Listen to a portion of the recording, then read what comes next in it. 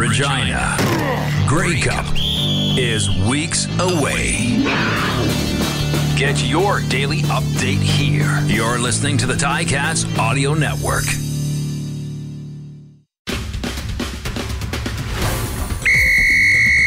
From the Ticats Audio Network, this is the Ticats This Week with RJ Broadhead and Luke Tasker.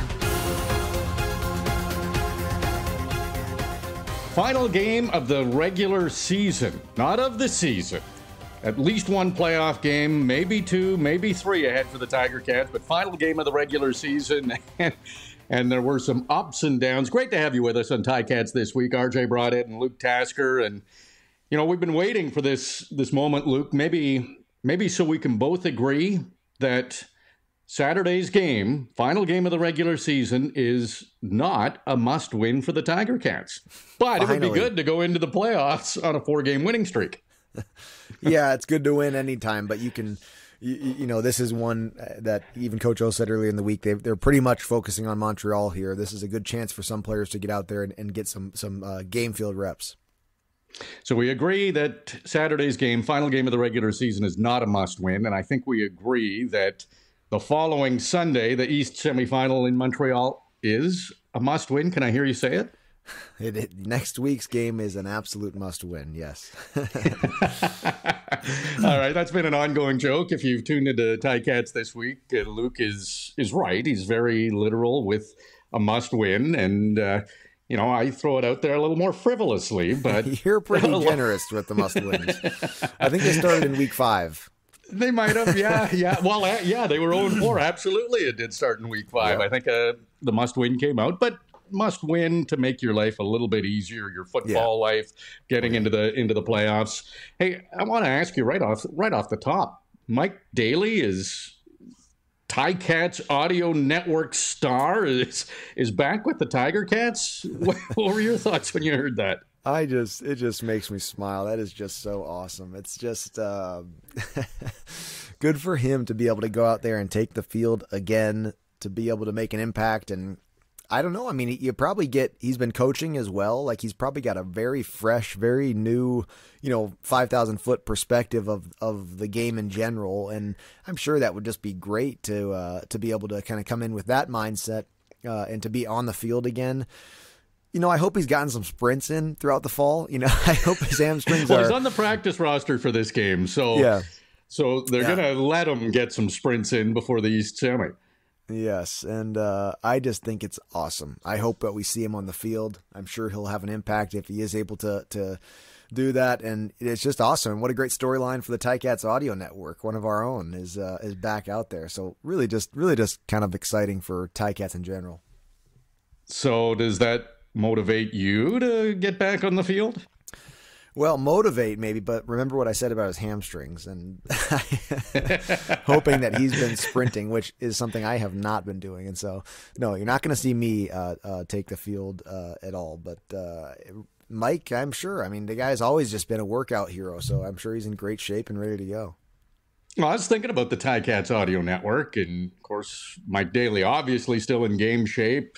Courtney, Steven, you and Luke, two of the best receivers the Tiger Cats have had. Yes. Great hands. Maybe you don't have the speed, but certainly you wouldn't drop any balls, you and Andy.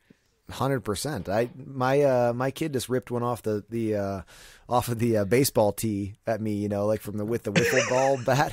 Like the videos that everybody loves to watch? Yes, I snatched it one-handed with my left hand. It was amazing.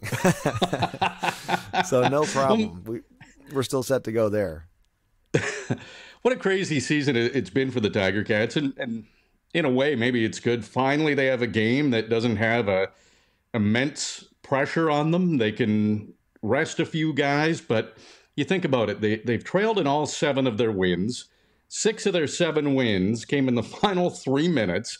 Like, it really has been a season that at times, you could have counted the Tiger Cats out, but they never counted themselves out. And that was pretty exciting when they beat Ottawa last week, and then Calgary wound up beating Saskatchewan, and that was it. Tiger Cats were in the playoffs. What were your thoughts on the season when they finally clinched? Yeah, everything went the way that they wanted it to in week 20 last week, and That's great. You get not a bye week. I mean, obviously you got a lot of starters still on the field, so not a bye week, but a week to sort of take a breath, and you're not fighting for your life as when you go to Ottawa this week. It's just amazing. I mean, early in this season, not only did they win by those tight margins, they also were ahead, leading in a lot of the games that they ended up losing. I mean, the whole season they were kind of right there. They were a good football team who was not putting it together at times, and they've started to. And so now they've got a chance at it. And once the football ends this weekend, it's a line in the sand. Everybody who's left has a chance at a Grey Cup. You know, there's fortunately for two teams, and that is Toronto and Winnipeg. You know, they have to win one less game than everybody else has to. But everybody's got a chance, and the records fall away. It's just who's playing at what level right now, and the Ticats have earned that place. I get a feeling that Montreal and Toronto and maybe the teams that made the playoffs in the West Division weren't terribly excited when the Tiger Cats qualified and got that third spot. A, they're playing their best football of the season right now, but B, they kind of underachieved all year and maybe have found the game that they've been looking for at the right time. And it's two close games against Montreal. How do you feel about the Tiger Cats going into the playoffs? I know we're kind of jumping over this final regular season game at the moment, but I feel pretty good. I think they have as good a chance as any, and I might be a little biased, but I kind of have them on the same plane with Montreal and Toronto, that if they play Montreal, that could go either way. And if they advance, Toronto's definitely beatable. It's almost the same situation as last season, where Toronto was better in the regular season, but the Tiger Cats won the game that mattered most, and that was the East Final. What are your thoughts with how the Tiger Cats are and how they look right now? Yeah, and we can get back to this week's game because there's still some things that you can use this game for. But as you inevitably start to look ahead. A couple things, 3 key wins through this regular season that are in my mind. Firstly, you've beaten Montreal already. You've beaten Toronto already. And yeah, both of those teams beat you as well, but it's not like you got swept. It's not like these are teams that you don't even know yet if you can beat. You've already done that to both of these teams, and you've beat Winnipeg very badly. And the rest of the league sees that and goes, man, like, yes, Hamilton does not have the record that some of these other teams, especially in the West, have getting into the playoffs, but a lot of those teams are saying we could not beat Winnipeg when they were full go and when they were, still fighting for playoffs, and we couldn't make that happen, and the Ticats did, in a dominating way. So I think the Ticats are certainly a team that any day, the at least the two teams you're going to have to beat, and that is Montreal and Toronto. You've just got to play your best football, and you've shown that best football can get it done. Obviously, you have the trial of going on the road twice. In Toronto, you did it last year. It's certainly a doable thing, and not exactly it's not like going on the road to a far off city, right? Toronto has always been called the second home stadium for the Ticats, and so you get that. Even though the Toronto did have some good success against the Ticats this year, especially at BMO, but you got a great lineup ahead of you. If you had to pick a spot to be third place in a playoff picture, you've got a good one here, and you've beat sort of the team that's been the outright best team in the league, and you've got your two Eastern rivals, and you've shown success against them as well. Yeah, it is looking good for the Tiger Cats, and a lot of players aren't going to play against Ottawa. A lot of starters. Let's go through some of that. And Matt Schultz will be the starting quarterback, and he got his first action in 6 games. There were a couple of bye weeks in there, so 8 weeks. So basically played for the first time in 2 months against Ottawa and really had to finish off that game-winning drive for the Seth Small field goal and looked pretty good. In 791 passing yards, I looked at Matt Schultz. That's the most he's had in his career. So he's just 209 yards away from 1,000 passing yards. So he's got a bit of a milestone to shoot for, but I see nothing but positives. Dane Evans has been very good, and I'd be shocked if he's not the starter for the East semifinal. But to have Matt Schultz back in top-notch game form, this really worked out for the Tiger Cats to have him start this game in one that doesn't really matter in the standings. I agree, and that kind of turned out to be a really good offseason move for the Ticats. And at the moments during the season when they needed him, Matt Schultz came up big. And actually, I think he was playing at true starting quarterback, franchise quarterback level before he hurt his hand in the midpoint of this season. And so that was a setback for him, and it was ebbed and flowed with Dane's injuries, and which is good for the Ticats. They were able to sort of almost for every game, not quite, but almost. They had one of those guys healthy to start. I'm just excited for Matt personally to have him get a chance to go out there and start a game and take it from start to finish, but also for the Ticats to be able to put him to work again. And you never know if Matt Schultz goes out there and has a great game. You never know what kind of injuries both guys are dealing with. But even if both are healthy, you have a chance to maybe use them both in the playoff games, like they've done it sometimes throughout the season. In the moments where they've had both healthy, there's been some interesting stuff while they've both been on the field or when they've gone back and forth. And it's not to say that you have to do that if they're both healthy, but you have another tool in the toolbox if Matt Schultz and Dane are both there. Tim White won't play. He's going to be the Tiger Cats' leading receiver for a second straight season. His first 2 seasons, that's pretty impressive. 1,265 yards, 8 touchdowns. Stephen Dunbar will play. He needs only 31 yards for 1,000 receiving yards, and he has 6 touchdowns. So he could potentially catch Tim White in that category. That's one thing to watch for in the game against Ottawa on Saturday at 5 o'clock. And, of course, you can listen to Luke and I with the call at 5 o'clock Eastern time. The rushing yards title. This one, I'm really excited to see, Luke. Wes Hills is back in, and he has 343 yards. That leads Hamilton. But Sean Thomas Erlington is currently 16 yards behind Wes Hills. And he was Hamilton's rushing leader last year, so STE could go back-to-back years as the rushing leader. And he's coming off an impressive game against Ottawa where he was nearly unstoppable, rushing for over 100 yards. But that's kind of a little thing for us to watch, and I would assume there'll be a pretty heavy running game from the Tiger Cats. So Wes Hills and Sean Thomas Erlington very close for that rushing title. Yeah, that's an interesting back and forth. And Sean Thomas Erlington, for years and years now, he's been the guy who's alternated with whoever that starting American running back has been, and he's always had success. And he catches it well, and he blocks when he has to, and he runs hard. And he's a performer of the week. He's one of the performers of the week. He's just got a great. He just fills in when he's needed. That said, I do think they're going to be giving the ball to Wes Hills a lot. He's coming off of a game where he had to miss. He got banged up and had not a few mistakes that were notable in that Calgary game out west. You need him to be playing at a high level in the playoffs. That's one of the benefits of this sort of free game. This sort of game that has no impact on the playoffs is that you can kind of get a guy exactly like Wes Hills back in the mix past that week that he had to take off and get some production again, so he enters the playoffs sort of in terms of confidence and production, sort of at his best. Jovan Santos Knox won't play, but he'll finish as the Tiger Cats' leading defensive tackler, 105 on the season. He still had an outside shot at the CFL title in that category, but he would have had to have a pretty remarkable game, and he's valuable. So he will not play against Ottawa. Simone Lawrence is in, as is Cam Kelly. And Cam Kelly at 5 interceptions is one off the CFL lead. Kind of a feeling he might be looking for an interception or two in this game on Saturday. What do you think?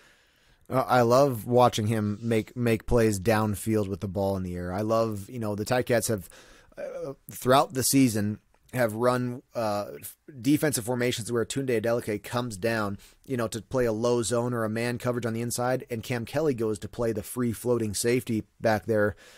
It's just an amazing skill set and a combination that they have in Cam Kelly and Tunde Adeleke. And so I would love to see that in this 18th game of the season, to see Cam Kelly get another one. In fact, it's he and Tunde, to me, those are guys that are just all over the field. You just see them taking on different roles and making plays in each one of them. Excited to see if Cam can get can steal that title away from the rest of the league. Yeah, he's got pretty good hands, and he's come up with some big interceptions. So he leads the team with 5. Richard Leonard right behind him with 4. Stavros Katsantonis, great on special teams with 17 tackles. You were talking about the Hamilton secondary. Lawrence Woods will be in on that field side corner for Seontae Evans. Seontae Evans will back up, but it'll be a lot of time on the field for Lawrence Woods because he's still going to return kickoffs and punts. That is an interesting one to me, and that was kind of the question mark to me when I looked at it. He's been truly impactful on special teams this year. Not just a good player. He's changed things at moments. I just hope that he gets to the playoffs healthy. That's what you want, and that comes down to him being athletic and being a good playmaker in the game and not putting himself at too much of risk while still trying his best to make the plays that he's called to make. So. You hope to avoid anything like that. Of course, you could say that about anybody in the lineup, right? Like the Ticats need everybody. It's just not a reality in professional football that you can always err on protecting every player at a time like this. I mean, there's other things going on in terms of salary cap and just in terms of roster spots. And so you see a lot of those guys out there. So it'll be exciting to see him get that time. And you need that return game in the playoffs. And so you got to keep that in mind too. I was so excited for this quarterback sacks title for the Tiger Cats because Julian Hauser, Malik Carney, Micah Johnson all had 7. And who was going to have the big game against Ottawa in the final regular season game? Well, none of those 3 are going to play. so they're going to tie at 7. But Mason Bennett will play, and he's at 5, and he's had a pretty good season, the young Canadian, at getting after quarterbacks. So I want to talk a little more about this defensive line. Stop me when you know whose starting defensive line I'm talking about. Trey Right. Crawford, McKinley Williams, Mo Diallo, Cedric Wilcots II. I know you know what team I'm talking about. It's the Tiger Cats, but there's some depth there for the Tiger Cats. And again, a game like this where it's not going to affect them in the standings. They've clinched the playoffs. It's a chance for some of these young players to show, if you need me in the postseason, I'm ready to go. Well, it's been a strong position group across the board throughout the season. Cedric Wilcox II, we saw him make a big play in the first Ottawa game. Mo Diallo, we've seen him in and out of the lineup, and then but it's not an experienced line as you continue down there. What a great opportunity, because they've been being led by a group of veterans and some young players who have played very well this year, but that's been an outstanding number 1 run stop defense. And in the second half of the season, they really started to tally the quarterback sacks as well. And so you got to, that one kind of makes sense to me. Get those guys out who are playing really, really well, keep them healthy, let them rest a little bit, and get some of these young guys a chance. So that'll be something to see, because in truth, even if they go out there and they play a good game, that's going to look different up front there. And Ottawa, I'm sure we'll be seeing how much success they can get in the run game, and hoping that quarterback can have a little bit more time, which has been a struggle for Ticat opponents. Caleb Evans is listed as the starting quarterback for the Redblacks. Lorenzo Malden will play for Ottawa, the former Tiger Cat, and it looks like he could be the quarterback sacks king in the CFL this year. He currently leads, but he was banged up pretty bad against the Tiger Cats last week. I'm a bit surprised he's playing, but I guess with no postseason and a chance to get that sacks title, even if he's not 100%, he's going to be tough to keep him out of there. Yeah, for those guys in Ottawa, I had one season like that. Like, this is just their last game. You're not going to get a Grey Cup. This is the last game, and it's the only position you can be in the CFL where you could win your last game, except for not win a Grey Cup. So, there's still reason for them to play. It's one more season of your career gone after this, and you only get a number of football games in your life, and so especially for Lorenzo Malden to go out there after the season he's had, you'd think, it seemed like there was something in his hand, sort of, at least certainly upper body. But you saw him even batting down balls with that hand that was hurting at the end of the Ticat game at Tim Hortons Field. He's just a warrior, man. He's just an unbelievable player. And it doesn't surprise me that he would want to go out there for what will definitely be their last game and try to get another quarterback sack. Try to just have a little bit more fun playing football before everyone gets, reevaluated and everything changes in an off season. You gave me some inside information last season on Lorenzo Malden that not a lot of people know. We know he's tenacious on that defensive line and getting after quarterbacks, but he's got a talent. What is it? Lorenzo Malden has the best singing voice of any teammate I ever had, hands down. It's pretty mind-blowing, actually. So, Amazing. Every now and again, a rookie has to stand up and sing a song in a team meeting, and he did that, and it was like, what? I was like, oh my Don't heavens. Stop. The angels have come down. It is an unbelievable voice. We had a get together at my apartment my last year at the Ticats, and he was there just singing his heart out. I mean, the guy, I'm not kidding, and I'm not trying to, it's funny, but it's not a joke. The guy can really, really sing, and I wish we could have him as a special guest on Ticats Audio Network and give us a piece of it, because it's memorable. I love that. I love that inside info. So now Ticats fans, when you see Lorenzo Malden, you'll know he's not only a great football player, he's a great singer. Let's talk about the Tiger Cats award winners and just your thoughts. Most outstanding player, Tim White. In my opinion, that's pretty obvious. He's had an exceptional year. And if he was playing against Ottawa, he had an outside shot at finishing with the most receiving yards, but it's probably wise to give him a little bit of a rest. Tim White, most outstanding player. You agree? Yeah, absolutely. I mean, in part of his story this year, he was able to stay healthy, and that's the ability to do that is there are controllable factors and uncontrollable, and so you got to it takes a little luck not to take that hit that makes you miss some games. But it also comes down to athletic ability, and he certainly is able to do that, and has been around. He's sort of the consistent bright spot for the whole season. Second straight year, Tim White leads the Tiger Cats in receiving yards. Most outstanding defensive player is Jovan Santos-Knox. And Luke, I went back to last season, and Simone Lawrence wound up being the East Division nominee for most outstanding defensive player.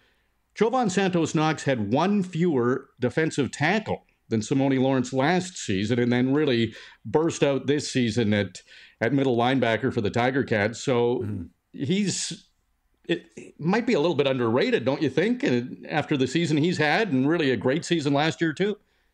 Yeah, that won't last for long. Mike linebackers are going to sponge up a lot of the tackles for a defense and just the position that they play, especially in the run game. Simone throughout his career, that will linebacker position just has to cover a lot of ground. It's responsible for a lot of that passing game to the low boundary side.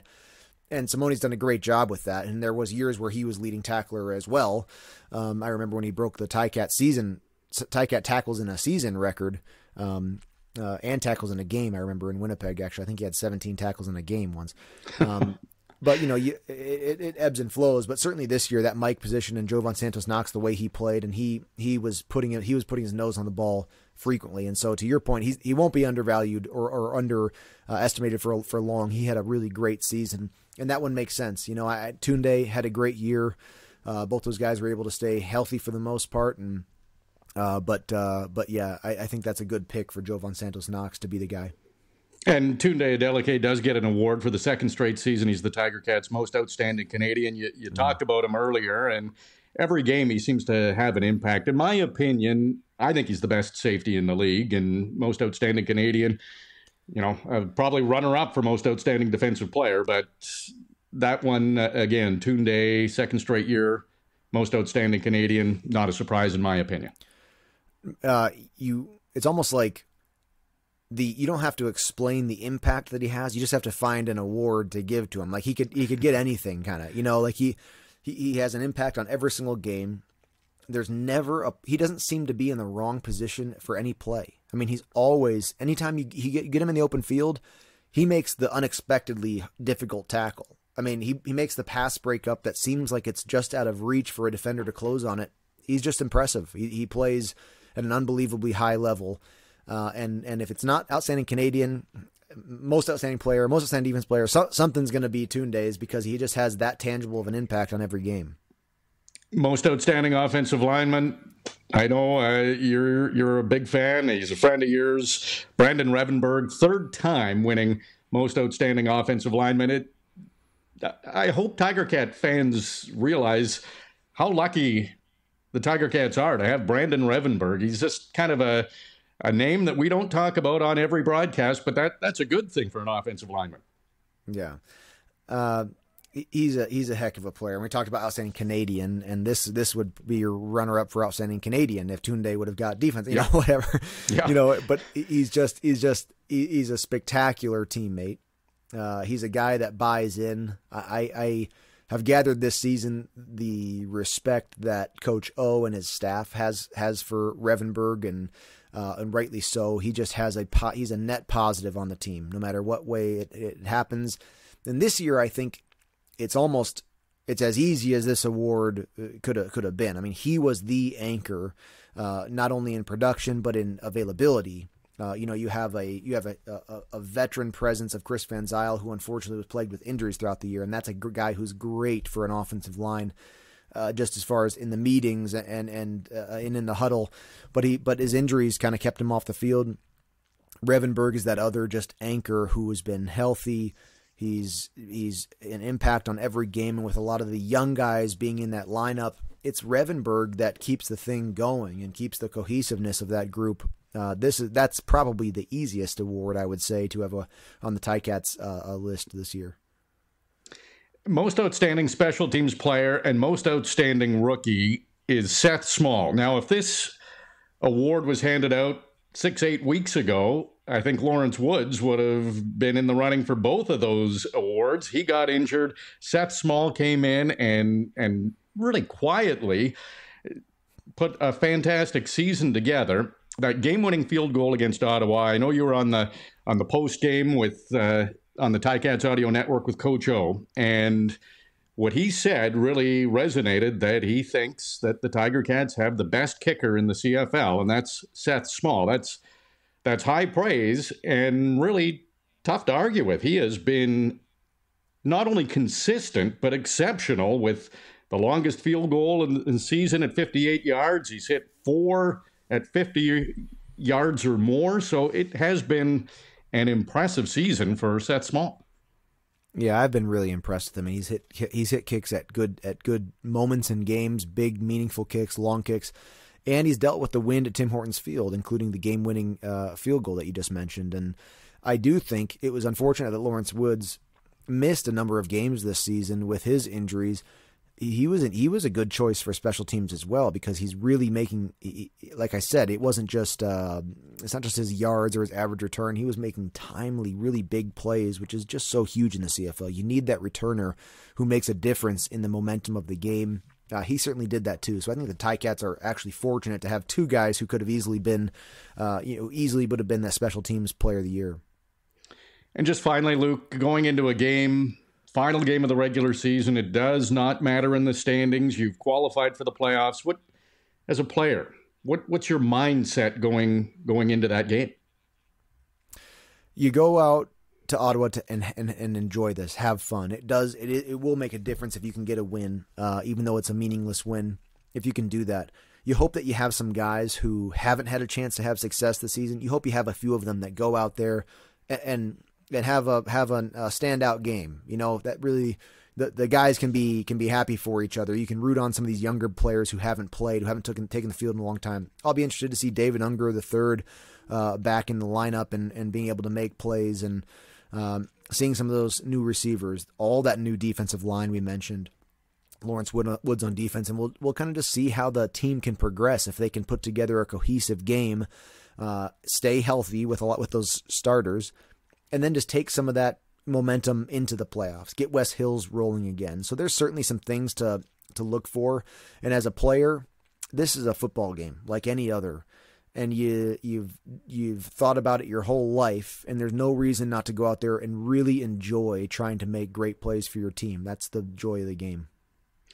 And one more roster note, Blake Hayes will be the punter for the Tiger Cats. He spent the whole season on the practice roster, and it's probably a great game, a kind of a no-pressure game for him to make his CFL debut. And who knows? Maybe we'll see what he can do in a game, but if he's unbelievable at punting, he could get into the conversation for a spot in the postseason too. Yeah, that's such a unique role, right? I mean, it's kind of the only position where you could imagine doing that.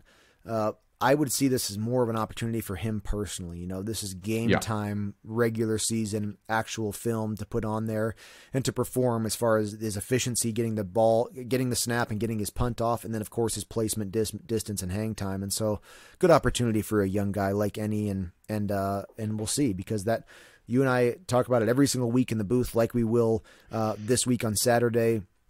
The impact that the punting game has in the CFL specifically. It's big in football, no matter what league you're in, but the punting game carries way more weight in the CFL, and so he'll stamp his name on the game tomorrow, whether it be good or bad. Absolutely. Hey, good news is this isn't the last episode of Ticats this week. We know we'll have at least one more. I know. We can't wait for it every week, but it is great to chat with you and really get set up for the game the next day. It's been a great regular season, a lot of ups and downs, a lot of storylines, but the good news is Tiger Cats are in the playoffs, and can't wait to see you at the field tomorrow, and we'll call that last regular season game and get all set up for the playoffs. On we go. Yeah, it'll be great, RJ. Looking forward to it. Still some good things to watch for in this one and some young guys to see. So that'll be exciting. I'll see you there. Absolutely. So the final game of the regular season for the Tiger Cats, they're in Ottawa. It is a 5 o'clock start. Luke and I will have the call at 5 Eastern. And, of course, the Ticats Audio Network pregame show begins at 4 o'clock Eastern time. Thanks so much for listening to Ticats This Week. It's been another busy week for your Hamilton Tiger Cats. Luke Tasker and RJ Broadhead have covered it all, and now we would like to hear from you. Email us anytime at gameday@ticats.ca. Subscribe to the Ticats Audio Network on Spotify or wherever you get your podcasts.